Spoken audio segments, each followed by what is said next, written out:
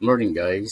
Welcome to our topic for today, the feminist stylistics, with my teammate Krista.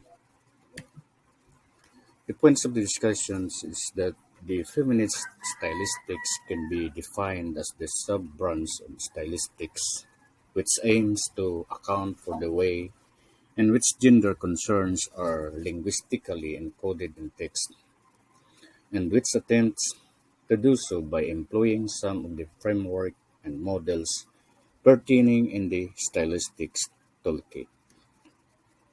Here are the linguistic specialties. Number one is the gender concerns, providing interpretations of textual meaning based on potentially replicable analysis, but have also proudly embraced the interdisciplinary and multi-methodological levels, which has resulted in a constant reevaluation, further augmentation, and subsequent betterment of the items that compose the prototypical stylistic toolkit. Number two is the notion of gender. Feminist stylistics also exhibits the same urge to come up with easily observable, potentially replicable analysis for the explanation of how gender issues materialize linguistically. The third one is the concept of gender. Feminist stylistics is also subject to the same kind of reassessment in relation to which models of analysis might be of better service to cater for how gender issues are encoded in text. See, for instance, the chapter on corpus stylistics in this volume. In relation to the linguistic devices that have been identified as prototypically capable of gender inscriptions, feminist stylistics has investigated the grammatical and/or lexical aspects of literary and non-literary text on the one hand and supra-sentential, discoursal devices on the other. The historical perspectives starting from Marxist feminist stylistics in 1992. The presentations that are tools that can be used as lectures, speeches, reports, and more. And the other one is the Mills feminist stylistics in 1995. Originally defined feminist stylistics as a particular form of analysis. Both the feminist and the stylistics are parts of this phrase, are complex and may have different meanings for readers. Nevertheless, the phrase itself is one which, based sum up, my concern first and foremost with an analysis which identifies itself as feminist and which uses linguistic or language analysis to examine text. Thus, feminist stylistics analysis is concerned not only to describe sexism in a text, but also to analyze the way that point of view, agency, metaphor, or transitivity are unexpected closely related to matters of gender, to discover whether women's writing practices can be described and so on, according to Mills in 1995, page 1. Rather than assuming that notions of gender are simply a question of discriminatory messages about sex difference embedded in text, feminist stylistic is concerned with unraveling the complex messages which may be deduced from text and also with analyzing the way that readers piece together or assess these messages. Came from Mills in 2006, page 221. The aim of feminists, according to analysts, they investigate the way text producers employ linguistic features which specifically project male or female values, while the stylisticians consider the way readers, or indeed advertising, cinema, or radio audiences, and many other types of discourse participants, for the matter, advertently or inadvertently identify a specific gendered meaning and text. There are many types of feminism. Number one is the liberal feminism. It seeks individual equality of men and women through political and legal reforms without altering the structure of society. Number two is the radical feminism. It considers the male controlled capitalist hierarchy as the defining features of women's operation, and so the total uprooting and reconstruction of society is necessary to free women. Next is the ego feminism. It sees men's control of land as responsible for the operation of women and destruction of the natural environment. The other is the conservative feminism. It allows all women, regardless of political affiliation, to promote the ideals of feminism, especially equality in the workforce. The next one is the social feminism. It argues that women's liberation can only be achieved by working in order to and both the economic and cultural sources of operations. The other one is the Marxist feminism. It argues that capitalism is the root cause of women's operation and that discriminate against women in domestic life and employment is an effect of capitalist ideologies. The last one is the black feminism.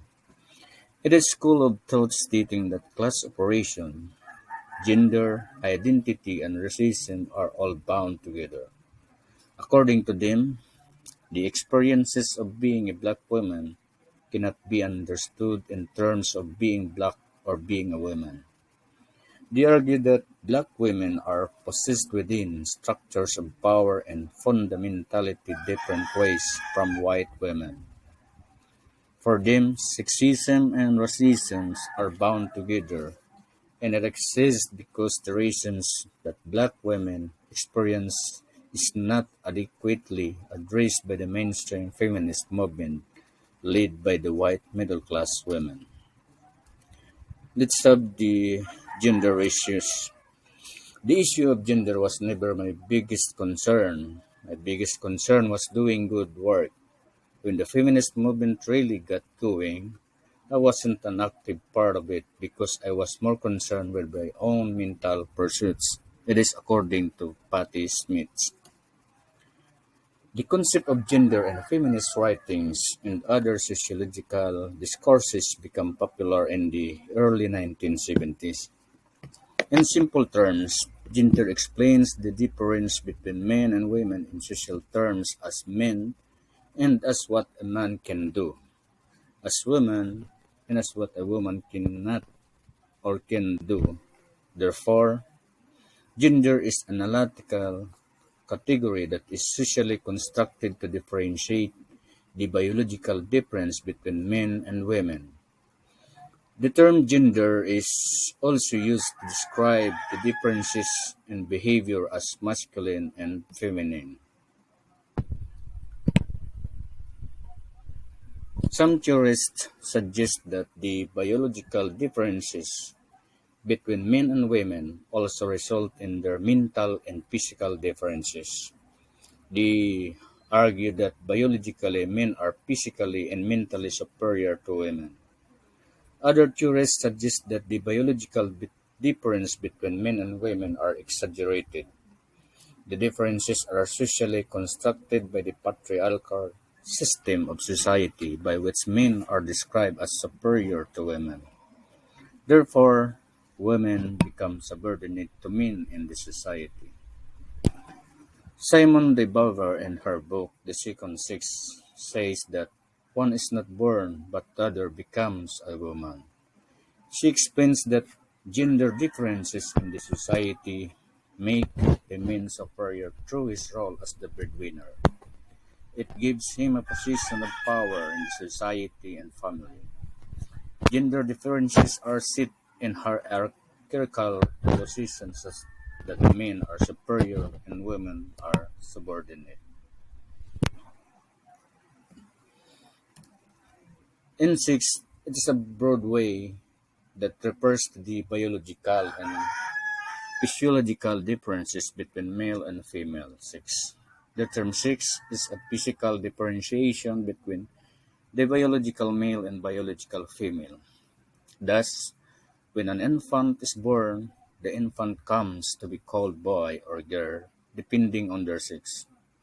The genital differences between male and female is the basis of such characterization. However, it has been argued that having been born into one sex or another, individuals are then socialized according to specific gender expectations and roles. Biological males learn to take on masculine roles. They are socialized to think and act in masculine ways. Biological females learn to take on feminine roles. They are socialized to think and behave in feminine ways. As the feminist writer Simone de Beauvoir puts it, one is not born a man but becomes now. One is not born a woman but becomes now. At birth, the basic biological differences in the genetical and productive organs. There is not much differences between the male child and the female child. Society makes the differences between boy and girl through gender construction. The biological differences between the sexes that to some extent explain certain psychological and social constructed differences. This view is criticized by some feminist writers like Judith Butler. Judith Butler argues that sex is unnatural and comes first. Gender is perceived as a secondary construct which is imposed over the top of his natural distinction. Viewed thus, Butler argued that sex itself becomes a social category.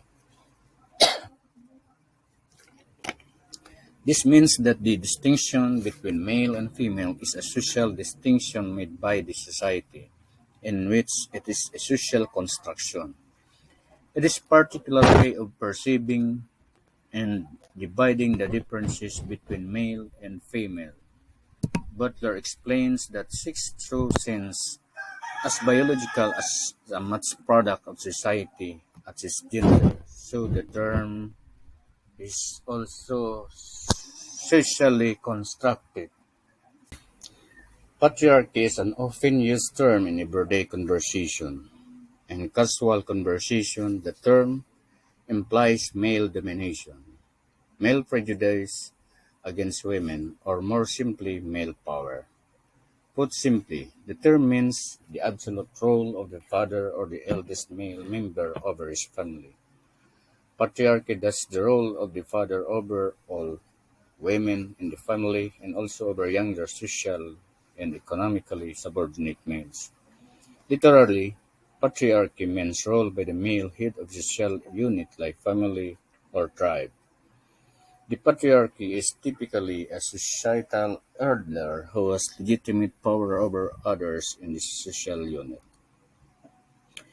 The feminism is an ideology, philosophy, an attitude of mind, a way of looking at anything. It is not one unitary concept, but instead of decrease and multi-phased grouping of ideas and action.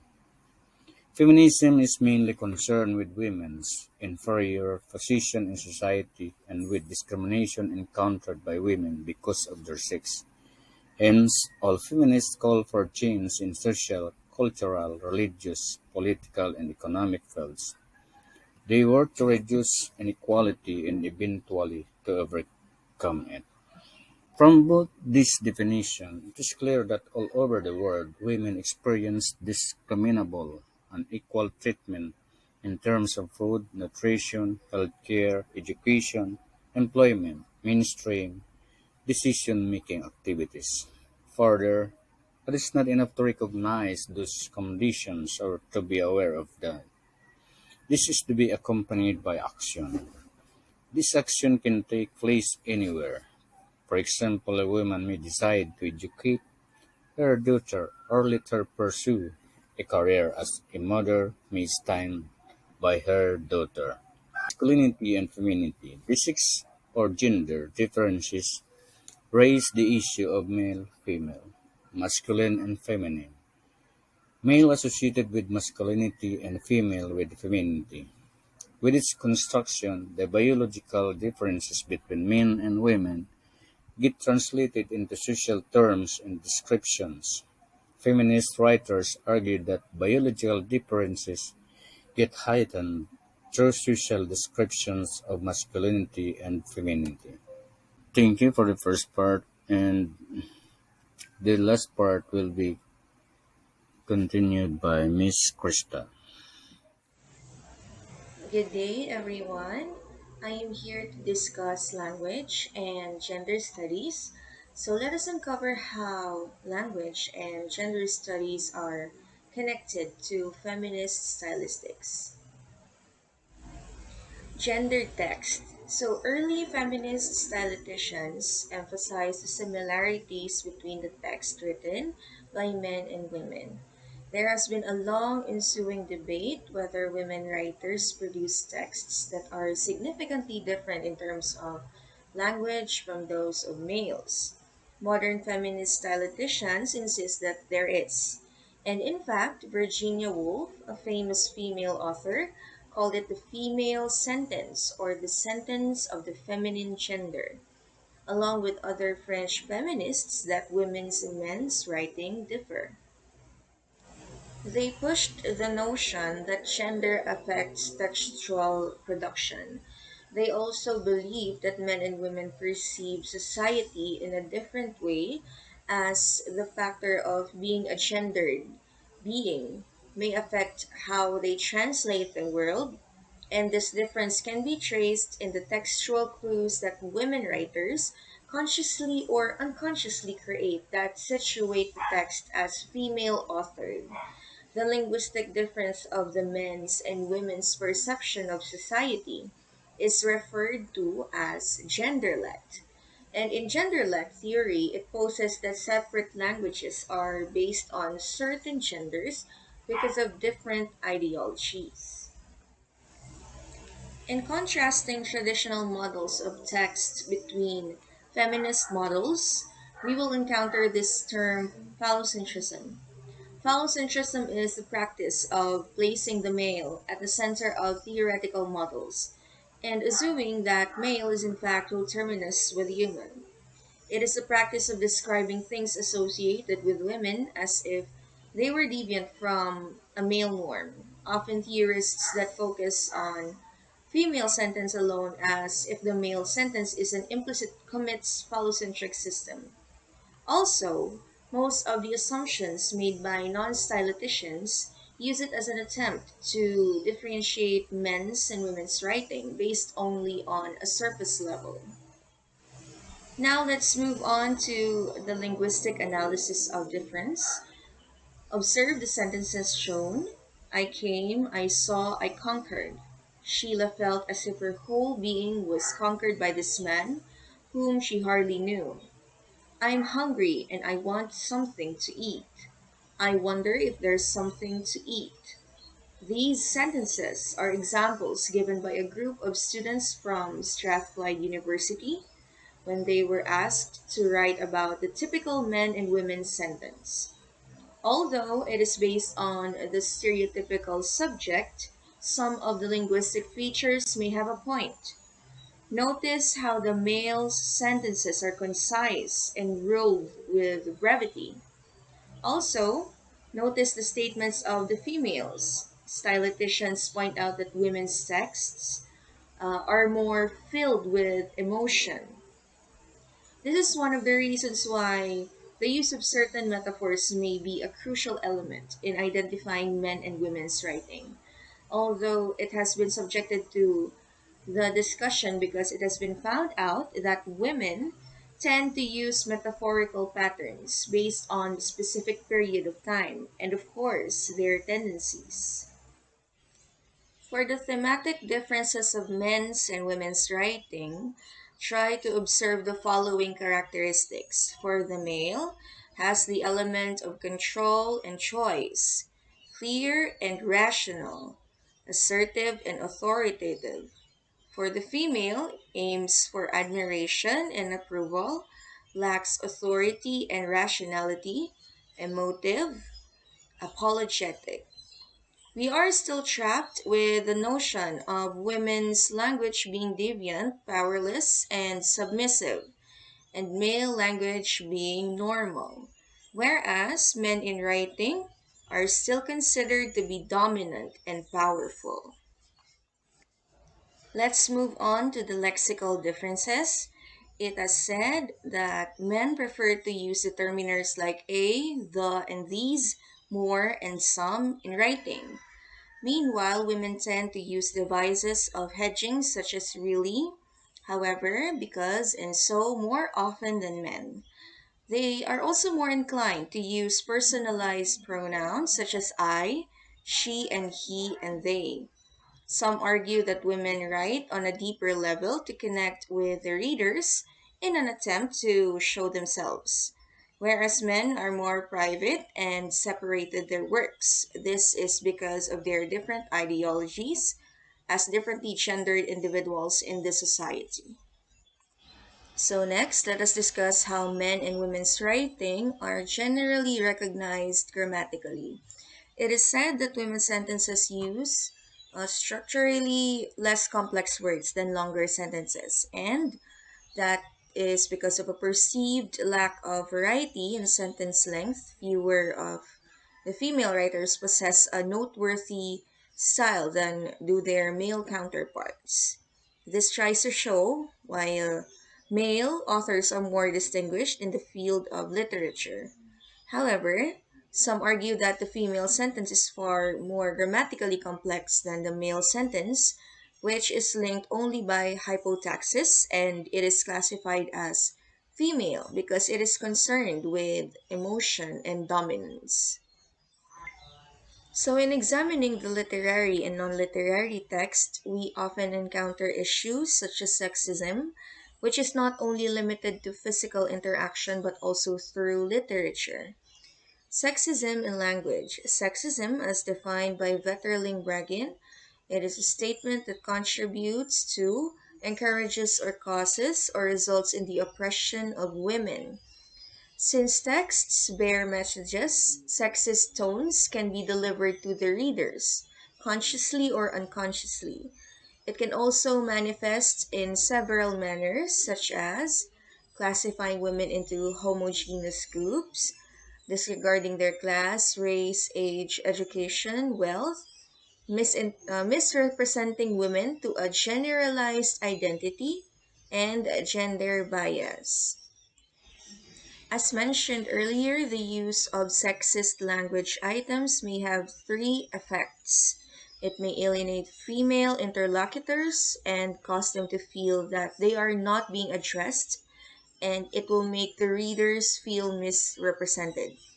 Also, it may be one of the factors which may cause women to view themselves in a negative or stereotyped way.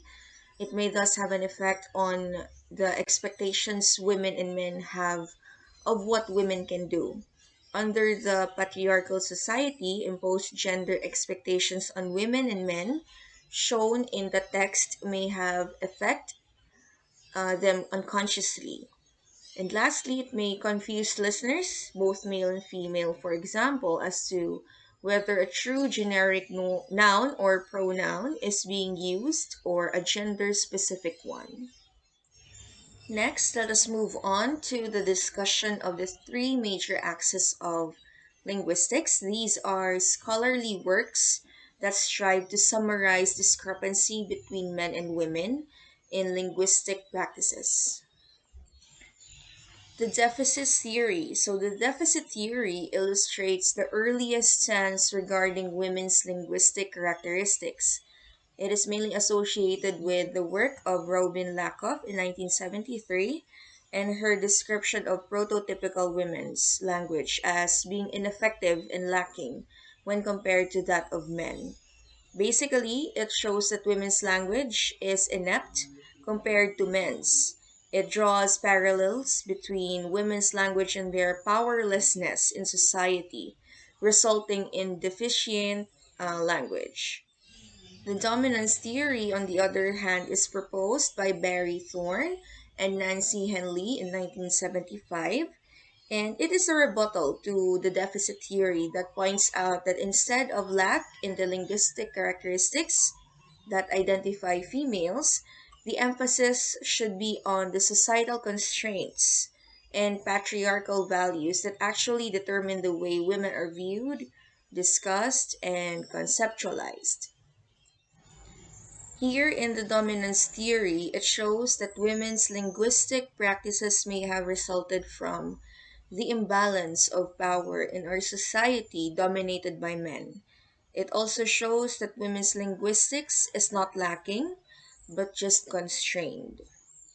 And lastly, the difference theory. There are differing linguistic practices between genders, but how they eschew, claiming antagonistic dimensions between males and females simply because they might make use of distinct linguistic devices. Instead, this axis emphasizes that those differences need to be understood as merely linguistic and, for the most part, apolitical. This means separating the linguistic practices from their social political implications and meaning. It is only looking at the differences between their linguistic level. Now let's talk about linguistic feminism. Linguistic feminism has traditionally placed special emphasis in a more overt and compromised way on the political significance of language research. It is using literary forms and linguistic devices to topple down the oppressive ideologies involving patriarchy. There are four waves of feminism.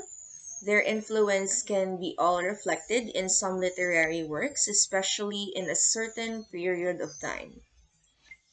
So the first wave of feminism formally started in the Seneca Falls Convention in 1848, where hundreds of men and women united to protest for the equality of women and men.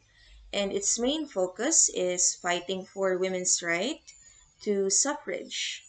It became successful as women were finally given the right to vote and participate in other legal matters. Meanwhile, the second wave revolves around the demand for equal pay. In workplaces, women receive lesser salaries than their male counterparts until today. So the second wave tried to resolve the wage gap, sexuality, and reproductive rights. Whereas the third wave fought for women's dignity. Feminists protested against discrimination and objectification of women, especially the POCs or the persons of color. And lastly, the fourth wave started embracing online protests as another form of revolution. It tried to raise the issues about the female victims of gender neutral issues and rape culture. In this period, feminists tried to topple down the patriarchy. They adopted identities and rebelliously refused to be labeled by the traditional patriarchist. So, to conclude our report, I would like to say that there are various gender concerns that encompass a plurality of meanings, which has given rise to multifaceted perspectives. Feminist stylistics offers one way to look at these gender concerns.